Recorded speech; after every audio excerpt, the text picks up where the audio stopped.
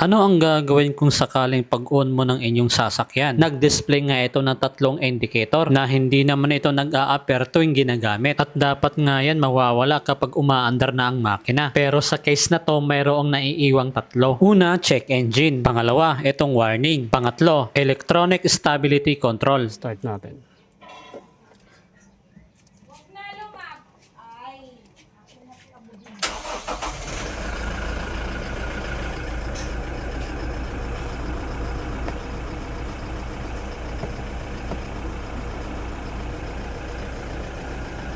Yung mga ganitong problema ay basic lang sa iba. Pero hindi naman lahat ng may sasakyan ay alam ito. Ang una natin gagawin ay basic troubleshooting muna. Dito sa bandang makina, makikita natin ang mga wirings ng mga sensor at actuator. Silipin nyo muna baka nagkakaroon ng lost connection or kaya naman putol ang mga wire. Kung mapapansin nyo dito, marami na nga ang nababalatan. Kung sakaling hindi ganito ang nakita nyo kapag binuksan nyo yung hood, doon na kayo papasok sa deeper troubleshooting. Kasi possible, meron na yung sirang sensor or kaya naman actuator. Sa pag-troubleshoot ng sasakyan or kaya naman motor, malaking factor ang mileage. At kung ilang taon na nga ito ginagamit. Pero sa case na to, wala pa nga itong 1 year. Sa apat ng terminal ng fuel injector, meron nga itong bukod tanging pinaka-special. Para nga mabalik ito, dinugtong ko ito sa hinang. Possible naman yung twist-twist lang. Pero mas maganda na rin talaga yung pinaka-the best. Mahirap kasi yung habang bumabiyahe tapos bigla na lang titirik. Laking abala yan sa mga owner ng motor or kaya naman 4 wheels. May kasabihan nga tayo, quality over quantity. Yung mga ganitong problema ay pwede nyo nga dalhin sa kasa or kaya naman talyer. Pero syempre maglalaan ka talaga ng budget para doon. At hindi biro ang magpapaayos ng sasakyan. Kaya di pagkatapos ko nga nagdugtungan ng wire at nahinang, nilagyan ko nga ito ng mga electrical tape at nilagyan ko nga ito ng insulator. Pangalawang layer para kahit papaano may panlaban ito sa ngat-ngat. Naglagay na nga rin ako ng cable tie para nga hindi talaga ito kumalas. Pagkatapos ko nga naidugtong ang wire, ang susunod nating pupuntahan dito sa dashboard. Aalamin ko kung nawala na ba yung tatlong indicator at kung sakaling andyan pa rin, i-delete ko nga ito. Ngayon papaandarin ko muna.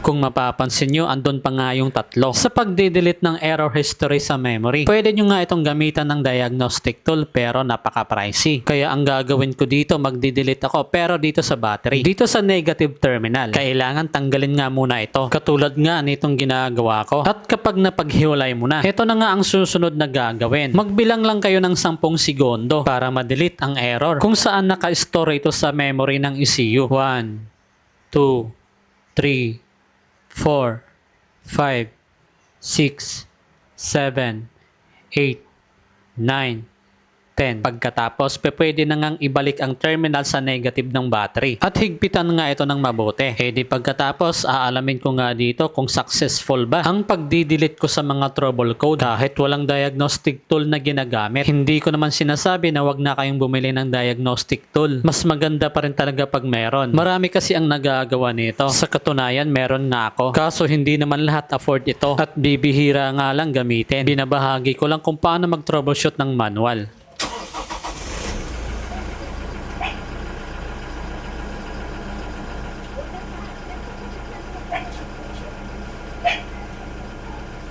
Ano to? Wala na. Wala na? Oh, diba?